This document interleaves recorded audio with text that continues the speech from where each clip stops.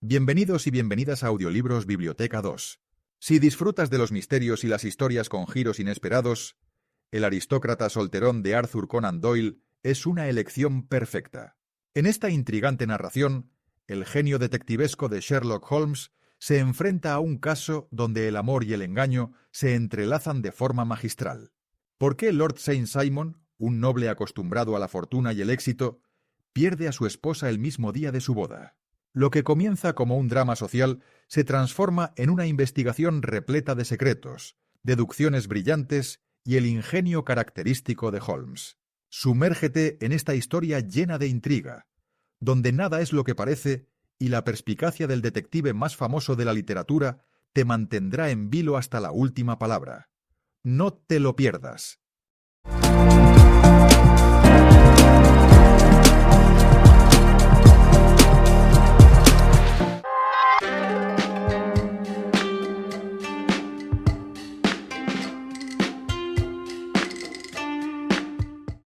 El aristócrata solterón. Autor Arthur Conan Doyle.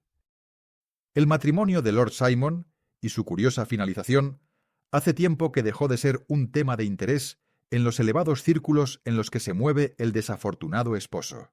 Nuevos escándalos lo han eclipsado, y sus detalles más picantes han alejado a los cotillas de este drama de hace 4 años. Sin embargo, como tengo razones para creer que los hechos completos nunca han sido revelados al público en general, y como mi amigo Sherlock Holmes tuvo una parte considerable en el esclarecimiento del asunto, creo que ninguna memoria sobre él estaría completa sin un pequeño esbozo de este notable episodio. Fue unas semanas antes de mi propio matrimonio, durante los días en que aún compartía habitación con Holmes en Baker Street, cuando él llegó a casa tras un paseo vespertino y encontró una carta sobre la mesa esperándole. Había permanecido en casa todo el día, porque el tiempo había dado un giro repentino hacia la lluvia, con fuertes vientos otoñales, y la bala Yezail que había traído en uno de mis miembros como reliquia de mi campaña afgana palpitaba con sorda persistencia. Con el cuerpo en una butaca y las piernas en otra, me había rodeado de una nube de periódicos hasta que al final, saturado de las noticias del día, los tiré todos a un lado y me quedé desganado, observando la enorme cresta y el monograma del sobre la mesa y preguntándome perezosamente quién podría ser el noble corresponsal de mi amigo. «He aquí una epístola muy de moda», comenté al entrar. «Tus cartas de la mañana, si no recuerdo mal, eran de un pescadero y un marinero». «Sí, mi correspondencia tiene ciertamente el encanto de la variedad», respondió sonriendo. «Y las más humildes suelen ser las más interesantes. Esto parece una de esas inoportunas convocatorias sociales que llaman a un hombre a aburrirse o a mentir». Rompió el sello y echó un vistazo al contenido. «Oh, vamos, puede resultar algo interesante después de todo». «¿No es de carácter social, entonces?» «No, claramente profesional». «¿Y de un cliente noble?» «Uno de los más altos de Inglaterra». «Mi querido amigo, le felicito. Le aseguro, Watson, sin afectación, que el estatus de mi cliente es un asunto de menor importancia para mí que el interés de su caso. Sin embargo, es posible que eso tampoco falte en esta nueva investigación. Usted ha estado leyendo los periódicos con diligencia últimamente, ¿no es así?» «Eso parece», dije con pesar, señalando un enorme bulto en un rincón. «No he tenido otra cosa que hacer». «Es una suerte, ya que tal vez pueda usted ponerme al día. No leo nada más que las noticias criminales y la columna de opinión.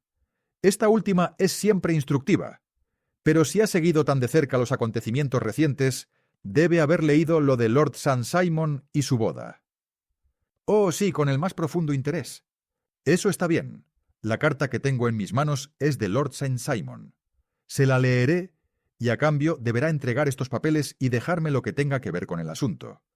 Esto es lo que dice: «Querido señor Sherlock Holmes, Lord Backwater me ha dicho que puedo confiar plenamente en su juicio y discreción.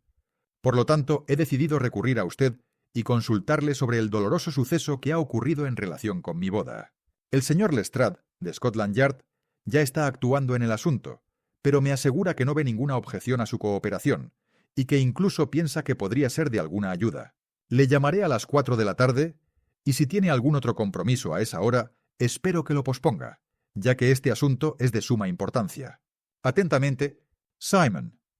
Está fechada en Grosvenor Mansions, escrita con pluma de ave, y el noble señor ha tenido la mala suerte de mancharse de tinta la parte exterior de su dedo meñique derecho, observó Holmes mientras doblaba la epístola. Dice que a las 4, ahora son las 3. Estará aquí dentro de 1 hora. Entonces tengo el tiempo justo, con su ayuda, para aclarar el tema. Dele la vuelta a esos papeles y ordene los extractos en su orden de tiempo, mientras yo echo un vistazo a quién es nuestro cliente. Tomó un volumen de tapas rojas de una fila de libros de referencia junto a la repisa de la chimenea. Aquí está, dijo sentándose y aplanándolo sobre su rodilla. Lord Robert Walsingham de Birr Simon, segundo hijo del duque de Balmoral. Armas, azur, 3 caltrops en jefe sobre una fez sable. Nacido en 1846. Tiene 41 años, lo que es maduro para el matrimonio. Fue subsecretario para las colonias en una última administración. El duque, su padre, fue en su momento secretario de Asuntos Exteriores. Heredan la sangre Plantagenet por descendencia directa y Tudor por el lado de la rueca. ¡Ja! Bueno, no hay nada muy instructivo en todo esto. Creo que debo recurrir a ti, Watson, por algo más sólido. No tengo muchas dificultades para encontrar lo que quiero, dije, pues los hechos son bastante recientes, y el asunto me pareció notable. Sin embargo, temía remitirlos a usted, pues sabía que tenía una investigación entre manos y que le disgustaba la intromisión de otros asuntos. Oh, te refieres al pequeño problema del furgón de muebles de Grosvenor Square. Eso ya está aclarado, aunque, de hecho, era obvio desde el principio. Por favor, dame los resultados de tu selección de periódicos. Aquí está la primera noticia que he encontrado. Está en la columna personal del Morning Post, y data, como ve, de hace algunas semanas. Se ha concertado un matrimonio. Dice, y si los rumores son ciertos, se celebrará muy pronto, entre Lord Robert Simon, segundo hijo del duque de Balmoral, y la señorita Hattie Doran, hija única de Aloysius Doran. Es Kirin de San Francisco, Cal, USA. Eso es todo. Conciso y directo, comentó Holmes, estirando sus largas y delgadas piernas hacia el fuego. Había un párrafo que ampliaba esto en uno de los periódicos de sociedad de la misma semana. Ah, aquí está. Pronto se pedirá protección en el mercado matrimonial, ya que el actual principio de libre comercio parece ir en contra de nuestro producto nacional. Una por una, la gestión de las casas nobles de Gran Bretaña está pasando a manos de nuestros primos del otro lado del Atlántico. Durante la última semana se ha producido una importante adición a la lista de premios que se han llevado estos encantadores invasores. Lord Saint Simon, que se ha mostrado durante más de 20 años a prueba de las flechas del pequeño dios, ha anunciado ahora definitivamente su próximo matrimonio con la señorita Hattie Doran, la fascinante hija de un millonario de California. La señorita Doran, cuya grácil figura y llamativo rostro atrajeron la atención en las fiestas de Westbury House, es hija única, y actualmente se informa de que su dote superará considerablemente las 6 cifras, con expectativas para el futuro. Como es un secreto a voces que el duque de Balmoral se ha visto obligado a vender sus cuadros en los últimos años, y como Lord Saint, Simon no tiene ninguna propiedad propia, salvo la pequeña finca de Birchmoor, es obvio que la heredera californiana no es la única que sale ganando con una alianza que le permitirá hacer la fácil y común transición de dama republicana a dama británica. ¿Algo más?, preguntó Holmes bostezando. Oh, sí, mucho. Luego hay otra nota en el Morning Post en la que se dice que el matrimonio será absolutamente tranquilo, que se celebrará en St. George's, Hanover Square, que solo se invitará a media docena de amigos íntimos y que la fiesta volverá a la casa amueblada de Lancaster Gate que ha tomado el señor Aloysius Doran. 2 días más tarde, es decir, el miércoles pasado, se anuncia escuetamente que la boda se ha celebrado y que la luna de miel se pasará en la casa de Lord Backwater, cerca de Petersfield. Esos son todos los avisos que aparecieron antes de la desaparición de la novia. ¿Antes de qué?, preguntó Holmes con un sobresalto. La desaparición de la dama. ¿Cuándo desapareció entonces?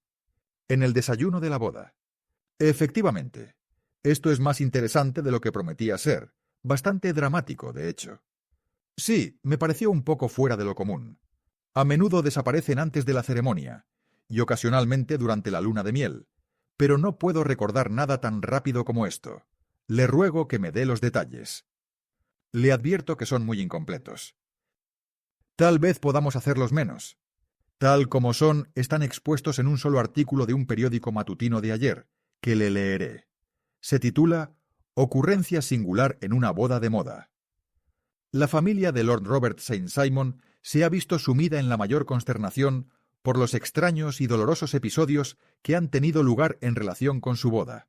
La ceremonia, como se anunció brevemente en los periódicos de ayer, tuvo lugar la mañana anterior, pero solo ahora ha sido posible confirmar los extraños rumores que han estado flotando tan persistentemente. A pesar de los intentos de los amigos por silenciar el asunto, se ha llamado tanto la atención del público que no se puede servir de nada haciendo caso omiso de lo que es un tema común de conversación. La ceremonia, que se celebró en St. George's, Hanover Square, fue muy tranquila, ya que no estuvieron presentes más que el padre de la novia, el señor Aloysius Doran, la duquesa de Balmoral, Lord Backwater, Lord Eustace y Lady Clara St. Simon, los hermanos menores del novio, y Lady Alicia Whittington. Todo el grupo se dirigió después a la casa del señor Aloysius Doran, en Lancaster Gate, donde se había preparado el desayuno. Al parecer, una mujer, cuyo nombre no se ha averiguado, causó algunos problemas al intentar entrar en la casa después de la comitiva nupcial, alegando que tenía algún derecho sobre Lord St. Simon. Tras una dolorosa y prolongada escena, fue expulsada por el mayordomo y el criado. La novia, que afortunadamente había entrado en la casa antes de esta desagradable interrupción, se había sentado a desayunar con el resto, cuando se quejó de una repentina indisposición y se retiró a su habitación. Como su prolongada ausencia suscitó algunos comentarios, su padre la siguió, pero se enteró por su criada de que sólo había subido a su habitación un instante, cogió un chaleco y un bonete y se apresuró a bajar al pasillo. Uno de los criados declaró que había visto a una dama salir de la casa así vestida, pero que se había negado a creer que fuera su señora, creyendo que estaba con la compañía. Al comprobar que su hija había desaparecido, el señor Aloysius Doran, junto con el novio, se pusieron inmediatamente en contacto con la policía, y se están haciendo investigaciones muy enérgicas que probablemente darán lugar a un rápido esclarecimiento de este asunto tan singular. Sin embargo, hasta la última hora de la noche de ayer, no se sabía nada sobre el paradero de la dama desaparecida. Hay rumores de juego sucio en el asunto, y se dice que la policía ha provocado el arresto de la mujer que había causado el disturbio original, en la creencia de que, por celos o algún otro motivo, puede haber estado involucrada en la extraña desaparición de la novia. ¿Y eso es todo? Solo un pequeño artículo en otro de los periódicos de la mañana, pero es muy sugerente. Y es que la señorita Flora Millar, la dama que había provocado los disturbios, ha sido realmente arrestada.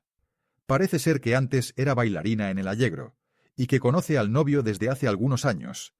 No hay más detalles, y todo el caso está ahora en sus manos, por lo que se ha publicado en la prensa.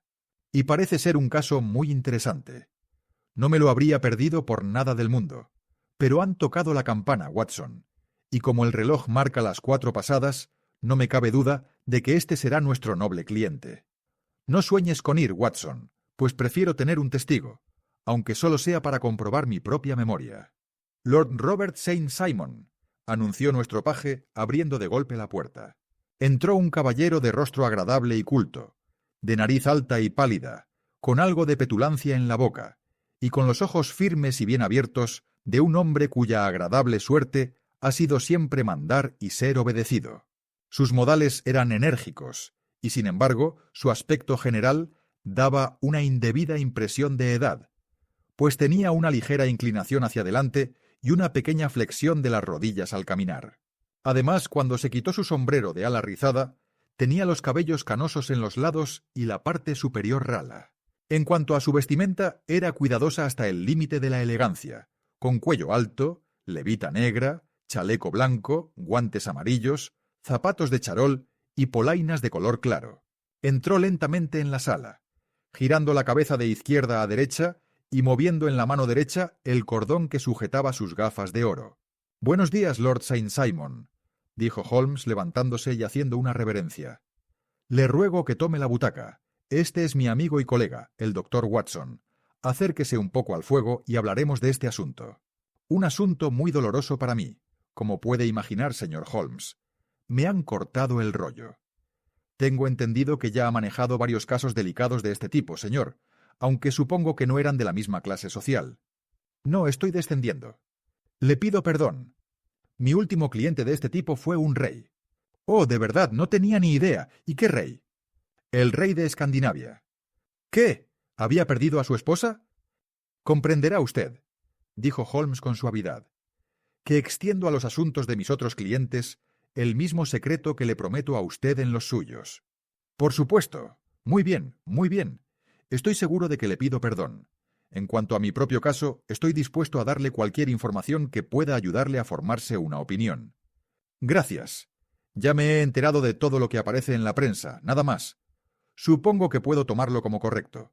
Este artículo, por ejemplo, en cuanto a la desaparición de la novia. Lord St. Simon le echó un vistazo. Sí, es correcto hasta donde llega. Pero necesita muchos detalles antes de que alguien pueda ofrecer una opinión. Creo que puedo llegar a mis conclusiones más fácilmente preguntándole a usted. Le ruego que lo haga. ¿Cuándo conoció a la señorita Hattie Doran? En San Francisco hace un año. ¿Estaba usted de viaje por los Estados Unidos? Sí. ¿Se comprometió entonces? No. ¿Pero tenían una relación amistosa? Me divertía su sociedad, y ella podía ver que me divertía. ¿Su padre es muy rico? Se dice que es el hombre más rico de la vertiente del Pacífico. ¿Y cómo hizo su dinero? En la minería. Hace unos años no tenía nada. Luego encontró oro, lo invirtió y subió a pasos agigantados. Ahora, ¿cuál es su propia impresión en cuanto al carácter de la joven, de su esposa? El noble balanceó sus gafas un poco más rápido y miró fijamente al fuego. Verá, señor Holmes, dijo, mi esposa tenía 20 años antes de que su padre se hiciera rico. Durante ese tiempo corrió libre en un campamento minero y vagó por bosques o montañas, de modo que su educación ha venido de la naturaleza más que del maestro de escuela. Es lo que llamamos en Inglaterra una marimacho, con una naturaleza fuerte, salvaje y libre, sin ningún tipo de restricciones por parte de las tradiciones. Es impetuosa, volcánica, iba a decir. Es rápida para tomar decisiones, y no tiene miedo de llevar a cabo sus resoluciones. Por otra parte, no le habría dado el nombre que tengo el honor de llevar. Dio una pequeña tos majestuosa. Si no pensara que en el fondo es una mujer noble. Creo que es capaz de una abnegación heroica y que cualquier cosa deshonrosa le repugnaría. ¿Tiene su fotografía? He traído esto conmigo. Abrió un medallón y nos mostró el rostro completo de una mujer muy hermosa. No era una fotografía, sino una miniatura de marfil, y el artista había resaltado todo el efecto del lustroso cabello negro, los grandes ojos oscuros y la exquisita boca. Holmes la contempló larga y seriamente. Luego cerró el relicario y se lo devolvió a Lord St. Simon. ¿Entonces la joven vino a Londres y usted volvió a conocerla? Sí, su padre la trajo para esta última temporada en Londres. La vi varias veces, me comprometí con ella y ahora me he casado con ella. Trajo, según tengo entendido, una dote considerable. Una buena dote, no más de lo habitual en mi familia. ¿Y esto, por supuesto, le queda a usted, ya que el matrimonio es un hecho consumado? Realmente no he hecho ninguna averiguación al respecto. Muy naturalmente no. ¿Vio a la señorita Doran el día antes de la boda? Sí. ¿Estaba de buen humor? Nunca estuvo mejor. No paraba de hablar de lo que deberíamos hacer en nuestra vida futura. Claro, eso es muy interesante. ¿Y la mañana de la boda? Estaba lo más animada posible, al menos hasta después de la ceremonia. ¿Y observó algún cambio en ella entonces? Bueno, a decir verdad, vi entonces los primeros signos que había visto de que su temperamento era un poco brusco. El incidente, sin embargo, fue demasiado trivial para relatarlo y no puede tener ninguna relación con el caso. Por favor, déjenos saber, a pesar de todo. Oh, es una chiquillada. Se le cayó el ramo cuando íbamos hacia la sacristía. Pasaba por el primer banco en ese momento y se cayó en el banco. Hubo un momento de retraso, pero el caballero en el banco se lo entregó de nuevo y no parecía estar peor por la caída. Sin embargo, cuando le hablé del asunto, me contestó bruscamente, y en el carruaje, de camino a casa, parecía absurdamente agitada por esta insignificante causa. En efecto, dice usted que había un caballero en el banco. ¿Estaba presente alguien del público en general, entonces? Oh, sí, es imposible excluirlos cuando la iglesia está abierta. ¿Este caballero no era uno de los amigos de su esposa? No, no, lo llamo caballero por cortesía, pero era una persona de aspecto bastante común. Apenas me fijé en su aspecto, pero en realidad creo que nos estamos desviando bastante del tema. La señora Saint Simon, entonces, regresó de la boda en un estado de ánimo menos alegre de lo que había ido a ella. ¿Qué hizo al volver a entrar en la casa de su padre? La vi conversando con su criada. ¿Y quién es su criada? Alice es su nombre. Es americana y vino de California con ella.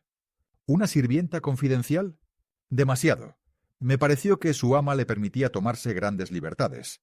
Aunque, por supuesto, en América ven estas cosas de otra manera. ¿Cuánto tiempo habló con esta Alice? Oh, unos pocos minutos. Tenía otra cosa en que pensar. ¿No escuchó lo que dijeron? La señora Saint Simon dijo algo sobre saltar una reclamación. Acostumbraba a utilizar ese tipo de jerga. No tengo idea de lo que quiso decir. La jerga americana es muy expresiva a veces. ¿Y qué hizo su esposa cuando terminó de hablar con su criada? Entró en la sala de desayunos. ¿De su brazo? No, sola. Era muy independiente en asuntos pequeños como ese.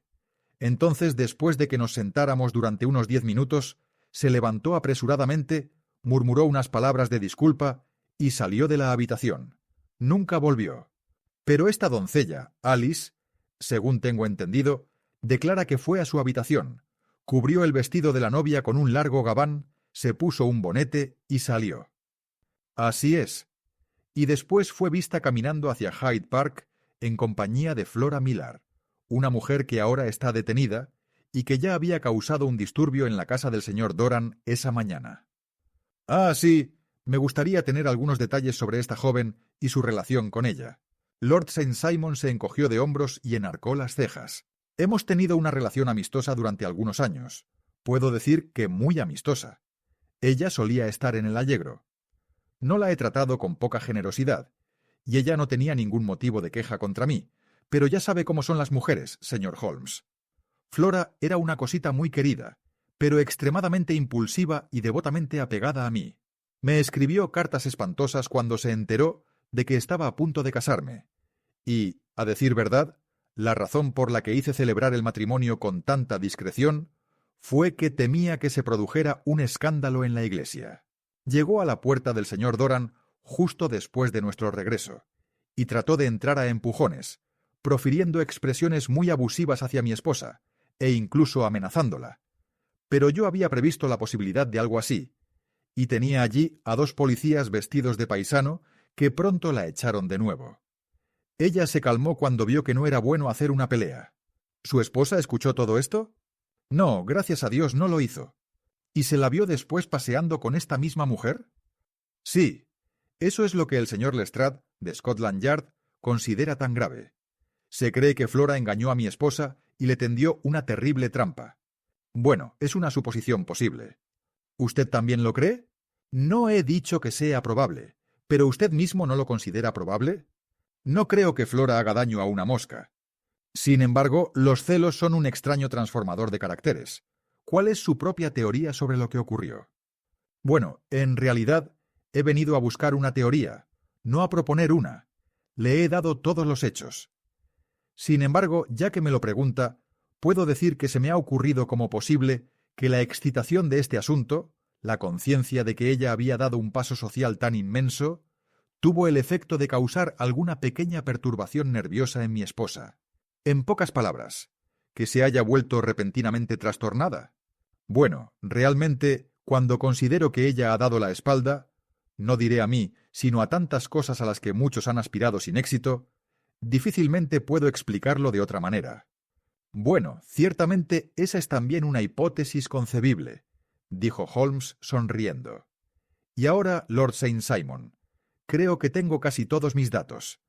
¿Puedo preguntarle si estaba usted sentado en la mesa del desayuno de modo que pudiera ver por la ventana? Podíamos ver el otro lado de la carretera y el parque. Así es. Entonces no creo que sea necesario retenerlos más tiempo. Me comunicaré con usted. Si tiene la suerte de resolver este problema, dijo nuestro cliente levantándose.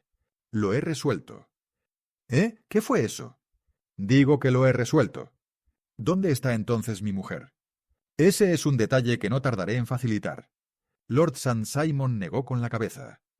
Me temo que se necesitarán cabezas más sabias que la suya o la mía, observó, e inclinándose de forma señorial y anticuada, se marchó. Es muy bueno que Lord St. Simon honre mi cabeza poniéndola a la altura de la suya, dijo Sherlock Holmes riendo. Creo que voy a tomar un whisky con soda y un puro después de todo este interrogatorio. Ya había sacado mis conclusiones sobre el caso antes de que nuestro cliente entrara en la habitación. Mi querido Holmes, tengo notas de varios casos similares, aunque ninguno, como comenté antes, que fuera tan rápido. Todo mi examen sirvió para convertir mi conjetura en una certeza. Las pruebas circunstanciales son a veces muy convincentes, como cuando se encuentra una trucha en la leche, por citar el ejemplo de Thoreau. Pero yo he oído todo lo que usted ha oído. Sin embargo, sin el conocimiento de los casos preexistentes que tan bien me sirve. Hubo un caso paralelo en Aberdeen hace algunos años y algo muy parecido en Múnich el año después de la guerra franco-prusiana. Es uno de estos casos, pero... Hola, aquí está Lestrade. Buenas tardes, Lestrade. Encontrará un vaso extra en el aparador y hay cigarros en la caja. El detective oficial iba vestido con una chaqueta de guisante y corbata, lo que le daba un aspecto decididamente náutico, y llevaba una bolsa de lona negra en la mano. Con un breve saludo se sentó y encendió el cigarro que le habían ofrecido. —¿Qué pasa, entonces? —preguntó Holmes con un brillo en los ojos. —Parece usted insatisfecho. —Y me siento insatisfecho. Es este infernal caso del matrimonio de St. Simon. No puedo entender ni la cabeza ni la cola del asunto. De verdad me sorprendes. ¿Quién ha oído hablar de un asunto tan confuso? Cada pista parece escurrirse entre mis dedos. He estado trabajando en ello todo el día. Y parece que se ha mojado mucho, dijo Holmes poniendo la mano sobre el brazo de la chaqueta de guisante. Sí, he estado arrastrando el Serpentine. En nombre del cielo, ¿para qué? En busca del cuerpo de Lady St. Simon. Sherlock Holmes se recostó en su silla y se rió con ganas.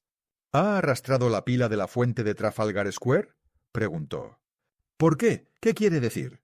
Porque tiene las mismas posibilidades de encontrar a esta dama en una que en otra. Lestrade lanzó una mirada furiosa a mi compañero. «Supongo que lo sabes todo», gruñó.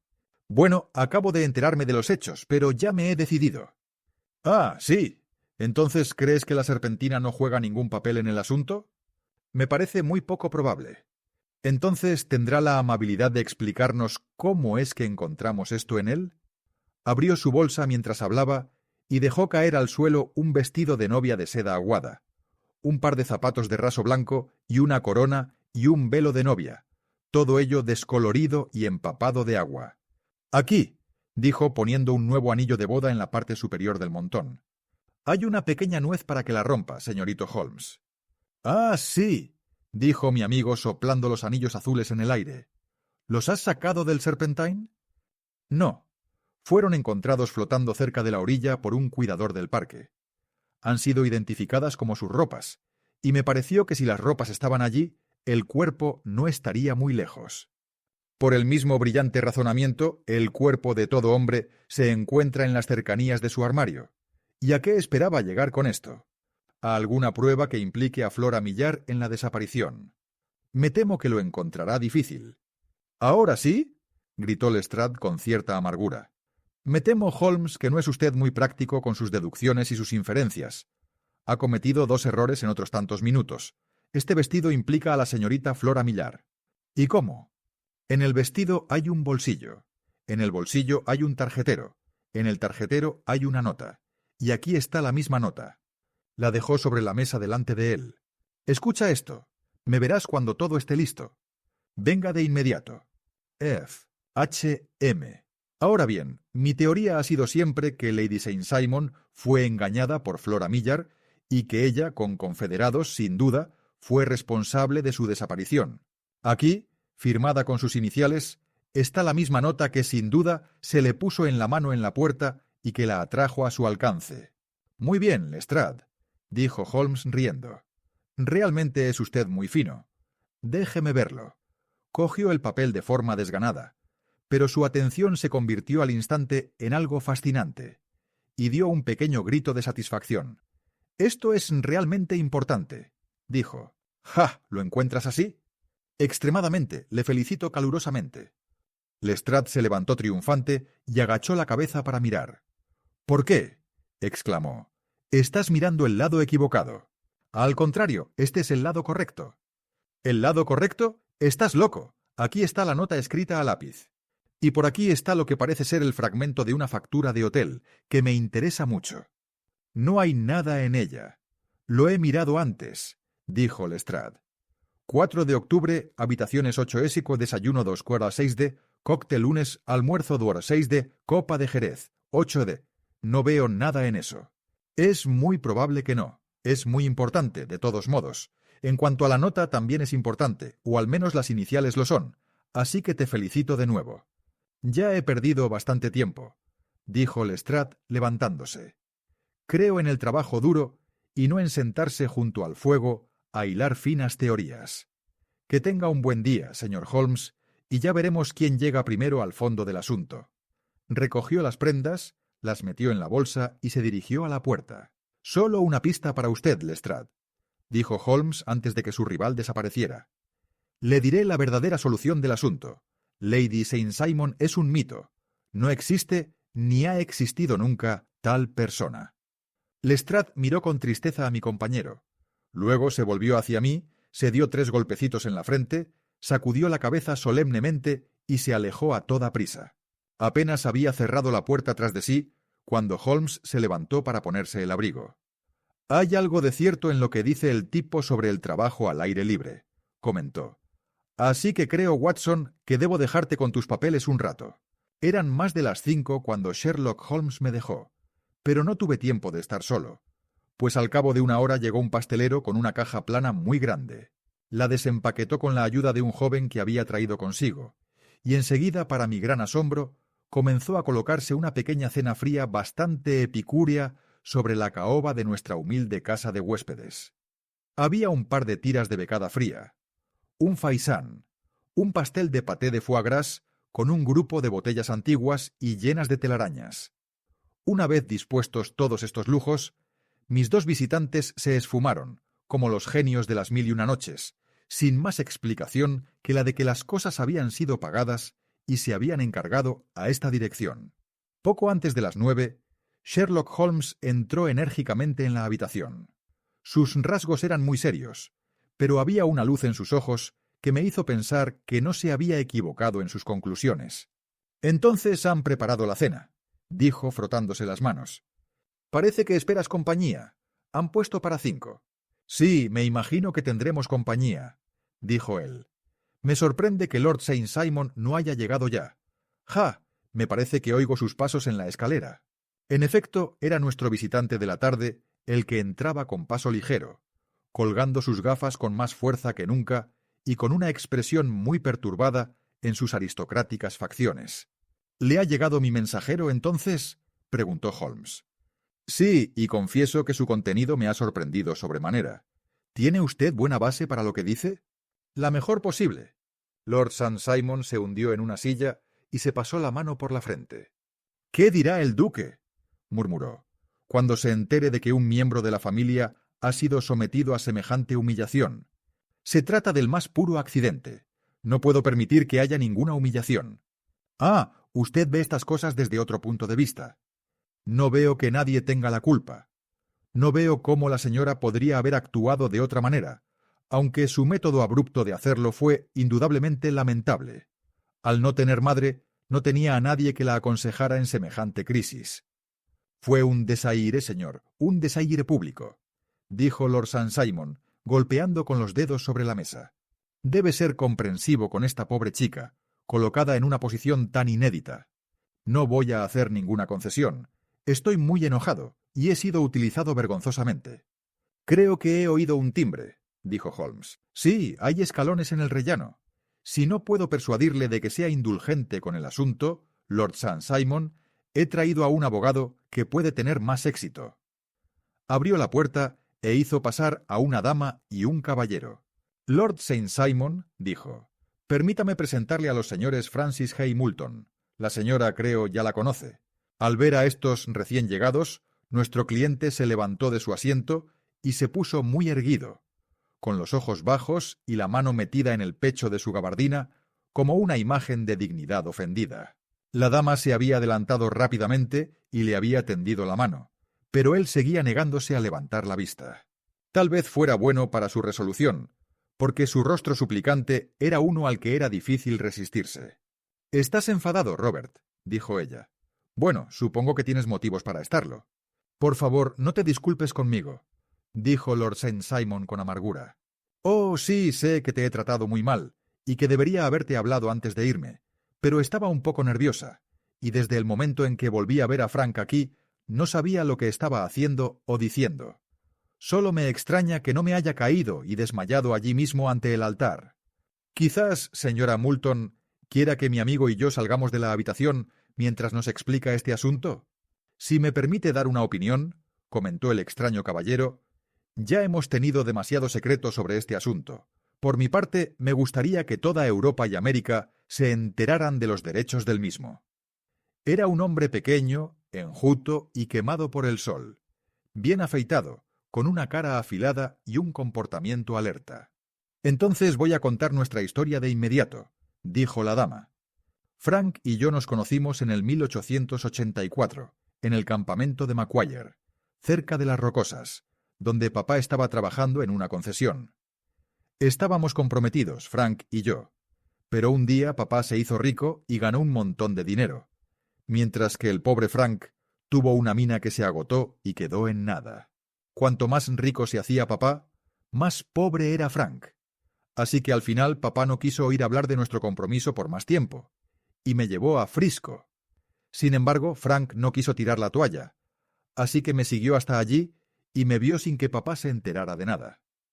Si lo hubiera sabido, se habría enfadado, así que lo arreglamos todo por nuestra cuenta. Frank dijo que él también iría a hacer su fortuna y que no volvería a reclamarme hasta que tuviera tanto como papá. Entonces le prometí que lo esperaría hasta el fin de los tiempos, y me comprometí a no casarme con nadie más mientras él viviera. «¿Por qué no nos casamos ahora mismo?», dijo él, «y entonces me sentiré seguro de ti, y no reclamaré ser tu marido hasta que regrese». Bueno, lo hablamos, y él lo había arreglado todo tan bien, con un clérigo listo para la ocasión, que lo hicimos allí mismo. Y entonces Frank se fue a buscar fortuna y yo volví con papá. Lo siguiente que supe de Frank fue que estaba en Montana, y luego se fue a buscar oro a Arizona, y después supe de él en Nuevo México. Después llegó una larga historia en el periódico sobre cómo un campamento de mineros había sido atacado por los indios apaches, y allí estaba el nombre de mi Frank entre los muertos. Me desmayé y estuve muy enferma durante meses. Papá pensó que tenía una enfermedad y me llevó a la mitad de los médicos de Frisco. No hubo ni una sola noticia durante un año y más, así que nunca dudé de que Frank estuviera realmente muerto. Entonces Lord St. Simon vino a Frisco, y nosotros fuimos a Londres, y se arregló un matrimonio, y papá estaba muy complacido, pero yo sentía todo el tiempo que ningún hombre en esta tierra tomaría el lugar en mi corazón que se le había dado a mi pobre Frank. Aun así, si me hubiera casado con Lord St. Simon, por supuesto que habría cumplido con mi deber con él. No podemos ordenar nuestro amor, pero sí nuestras acciones. Fui al altar con él con la intención de hacer de él una esposa tan buena como estuviera en mí serlo. Pero podéis imaginar lo que sentí cuando, justo al llegar a las barandillas del altar, miré hacia atrás y vi a Frank de pie y mirándome desde el primer banco. Al principio pensé que era su fantasma, pero cuando volví a mirar, seguía allí, con una especie de pregunta en los ojos, como si me preguntara si me alegraba o lamentaba verle. Me sorprende que no me haya caído. Sé que todo estaba dando vueltas, y las palabras del clérigo eran como el zumbido de una abeja en mi oído. No sabía qué hacer. ¿Debía detener el servicio y hacer una escena en la iglesia? Volví a mirarle, y pareció saber lo que estaba pensando, porque se llevó el dedo a los labios para decirme que me quedara quieta. Entonces le vi garabatear en un papel y supe que me estaba escribiendo una nota. Al pasar por su banco al salir, le dejé mi ramo de flores y él me puso la nota en la mano cuando me devolvió las flores. No era más que una línea en la que me pedía que me uniera a él cuando me hizo la señal de que lo hiciera.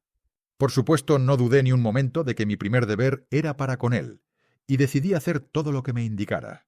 Cuando regresé, se lo dije a mi criada, que lo había conocido en California y siempre había sido su amiga. Le ordené que no dijera nada, sino que empacara algunas cosas y preparara mi gabán. Sé que debería haber hablado con Lord St. Simon, pero era terriblemente duro ante su madre y toda esa gran gente. Me decidí a huir y a explicarme después. No llevaba ni 10 minutos en la mesa cuando vi a Frank por la ventana, al otro lado de la carretera. Me hizo una seña y luego comenzó a caminar hacia el parque. Me escabullí, me puse mis cosas y le seguí. Una mujer vino a hablarme de Lord St. Simon, por lo poco que oí, me pareció que él también tenía un pequeño secreto antes de casarse. Pero logré zafarme de ella y pronto alcancé a Frank. Subimos juntos a un taxi y nos dirigimos a un alojamiento que él había tomado en Gordon Square. Y esa fue mi verdadera boda después de todos esos años de espera. Frank había estado prisionero entre los apaches, se había escapado, llegó a Frisco, descubrió que yo lo había dado por muerto y se había ido a Inglaterra. Me siguió hasta allí y dio conmigo por fin la misma mañana de mi segunda boda. Lo vi en un periódico, explicó el americano. Daba el nombre y la iglesia, pero no dónde vivía la señora. Entonces hablamos de lo que debíamos hacer, y Frank era partidario de la franqueza, pero yo estaba tan avergonzada de todo aquello que sentía como si quisiera desaparecer y no volver a ver a ninguno de ellos, enviando solo una carta a papá, tal vez, para demostrarle que estaba viva. Me resultaba horrible pensar en todos aquellos señores y señoras sentados en torno a la mesa del desayuno y esperando mi regreso. Así que Frank cogió mi ropa y mis cosas de boda e hizo un fardo con ellas, para que no me localizaran, y las dejó en algún lugar donde nadie pudiera encontrarlas. Es probable que hubiéramos continuado hacia París mañana, solo que este buen caballero, el señor Holmes, se acercó a nosotros esta tarde, aunque la forma en que nos encontró es más de lo que puedo pensar, y nos demostró muy clara y amablemente que yo estaba equivocada y que Frank tenía razón, y que nos estaríamos equivocando si fuéramos tan secretos. Entonces se ofreció a darnos la oportunidad de hablar a solas con Lord St. Simon, por lo que fuimos enseguida a sus habitaciones. Ahora, Robert, lo has oído todo, y siento mucho si te he hecho sufrir, y espero que no pienses mal de mí. Lord St. Simon no había relajado en absoluto su rígida actitud, sino que había escuchado con el ceño fruncido y el labio comprimido esta larga narración. «Discúlpeme», dijo, «pero no es mi costumbre hablar de mis asuntos personales más íntimos de esta manera pública. ¿Entonces no me perdonará? ¿No me darás la mano antes de que me vaya?» «Oh, ciertamente, si te da algún placer». Extendió la mano y agarró fríamente la que ella le tendió. «Esperaba», sugirió Holmes, «que se hubiera unido a nosotros en una cena amistosa». «Creo que ahí pide usted demasiado», respondió su señoría. «Puede que me vea obligado a aceptar estos recientes acontecimientos, pero no se puede esperar que me alegre por ellos. Creo que, con su permiso, les desearé a todos muy buenas noches». Nos incluyó a todos con una amplia reverencia y salió de la habitación. «Entonces confío en que al menos me honrarán con su compañía», dijo Sherlock Holmes.